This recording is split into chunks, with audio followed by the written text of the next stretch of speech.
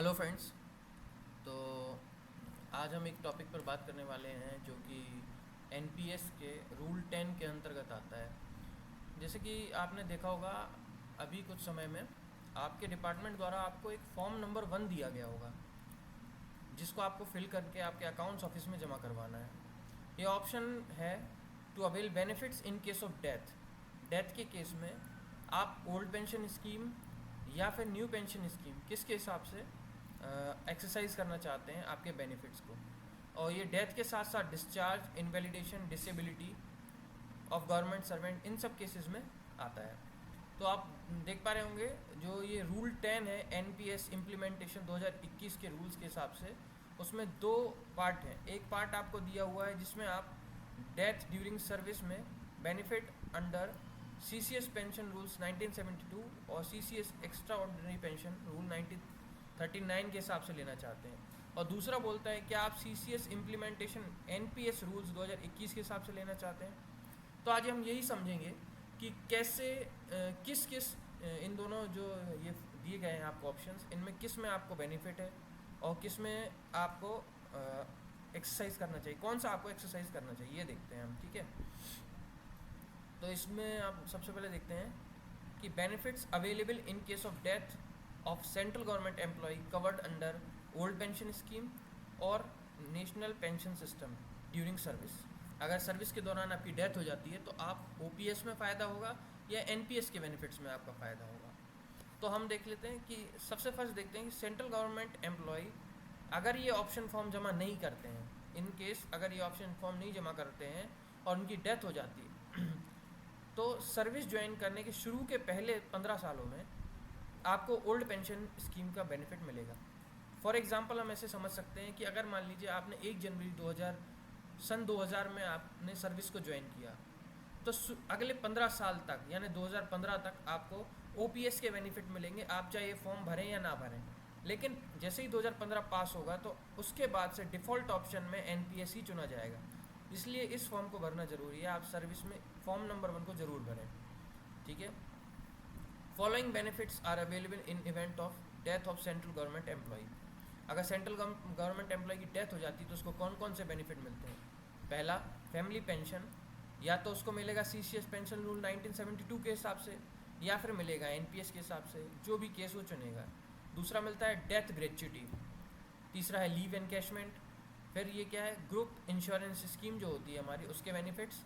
और CGHS, central government health scheme जो है सीजीएचएस, उसकी फैसिलिटीज़ मिलती हैं।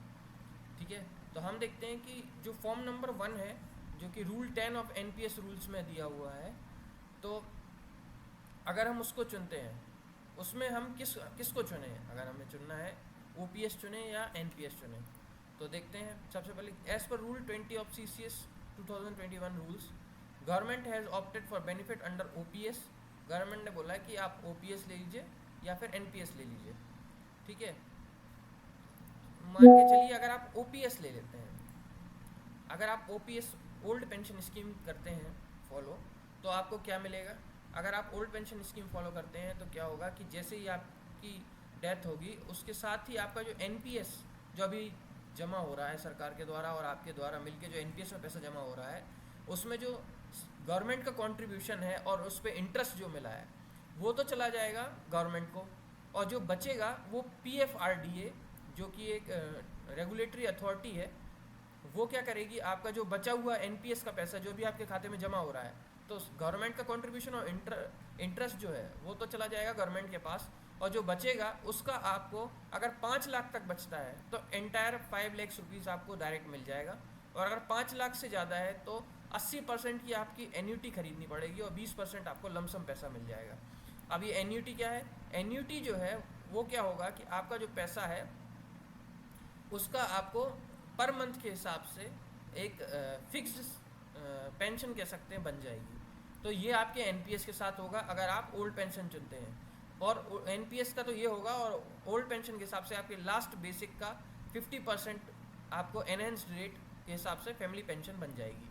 ये तो हो गया ओपीएस में। अगर आप एनपीएस को चुनते हैं, अगर आप एनपीएस को चुनते हैं तो आपकी डेथ के बाद 20% आप मैक्सिमम आपकी जो फैमिली है वो 20% आपके जो कॉर्पस जमा होगा गवर्नमेंट का इंटरेस्ट और आपका पैसा, जो टोटल कॉर्पस होगा उसको 20% तो वो ले सकते हैं। कैसे? उसका 20% तो वो ले लेंगे डायरेक्ट लमसम में, है ना, 5 लाख तक है अगर तो, और 80% जो होगा उसका आपको एन्यूटी ही खरीदना पड़ेगा। समझे आप? और बाकी के जो बेनिफिट्स हैं जैसे death gratuity, leave encashment, CGE, GIS और सीजीएसएस फैसिलिटी, ये दोनों केस में आपके पास रहेंगी, चाहे आप ओल्ड पेंशन स्कीम चुनते हैं या आप न्यू पेंशन स्कीम चुनते हैं। ठीक है, तो हम ये समझ गए कि ओपीएस चुनने में फ़ायदा है या एनपीएस चुनने में फ़ायदा है। ओपीएस में आपको 50% ऑफ द सैलरी मिलेगी, 50% of the last basic plus DA मिलेगा आपकी फैमिली को फॉर द 10 ईयर्स, और 10 ईयर्स के बाद 30% हो जाएगा वो, जो भी रूल्स उसको गवर्न करते हैं उसके हिसाब से। और उसके साथ साथ अगर आप और जो आपका एनपीएस में कॉर्पस होगा, सरकार का पैसा सरकार ले लेगी अगर आप ओल्ड पेंशन चुनते हैं, और एनपीएस का पैसा जो है वो चला जाएगा, वो आपको 20% मिल जाएगा लमसम में, और 80% की आपकी बन जाएगी एन्यूटी। और इसके साथ साथ अगर आप एनपीएस को चुनते हैं तो आपकी डेथ होने के बाद आपकी फैमिली को 20% ऑफ द लमसम मिल जाएगा और 80% की एन्यूटी आपको बनानी पड़ेगी। ये पीडीएफ जो है जिसमें ये मैंने थोड़ा सा इसको शॉर्ट करके लिखा हुआ है, इसको मैं इस वीडियो के नीचे अटैच कर देता हूँ जिससे आप इसको पढ़ सकते हैं। ठीक है, तो आशा करता हूँ आपको ये समझ में आया है, और अगर कोई भी आपको दिक्कत आती है तो आप नीचे कमेंट बॉक्स में लिख सकते हैं। Thank you.